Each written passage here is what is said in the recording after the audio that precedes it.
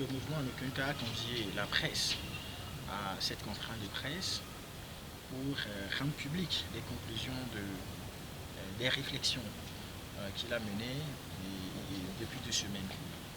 En fait, nous avons constaté que depuis 30 ans, nous sommes en train de tourner en rond au Togo. Toutes les luttes que nous avons engagées sont finies de la même manière. Et très souvent, on a constaté que c'est les trahisons, les retournements de veste, les guerres de leadership, l'ego et tout ce qu'on sait qui ont été à la base de tous ces problèmes. Et c'est pourquoi nous disons qu'il est désormais grand temps de rompre avec les habitudes du passé en changeant de paradigme. Et cela suppose que la jeunesse, qui doit être principalement le fer de lance des futures actions, doit cesser de croire en l'avènement d'un Messie ou à la délivrance par Dieu. Parce que Dieu ne va pas intervenir pour faire changer les choses au Togo. Et aucune puissance étrangère non plus ne va intervenir pour faire partir fort d'Asimé. Nous ne devons compter que sur nous-mêmes et sur nous seuls. Et partout là où des changements fondamentaux sont intervenus, il a fallu que la jeunesse se lève et prenne vraiment ses responsabilités.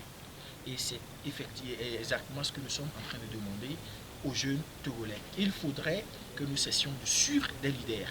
Il faudrait que nous cessions de suivre des gens. Il faudrait que nous commencions par suivre des principes et des valeurs.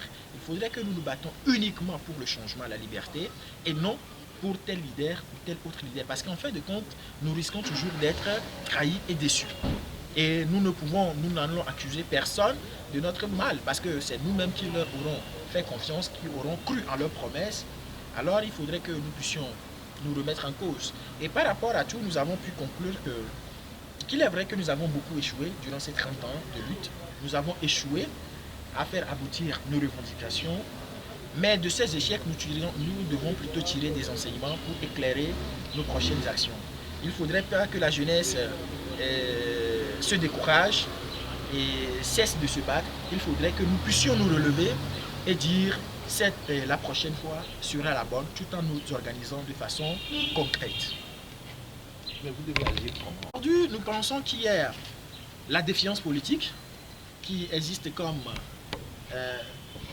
méthode de lutte que nous pouvons utiliser. La défiance politique regroupe beaucoup d'actions qui sont très souvent coordonnées entre eux et qui visent un seul objectif, la destruction du système dictatorial en place.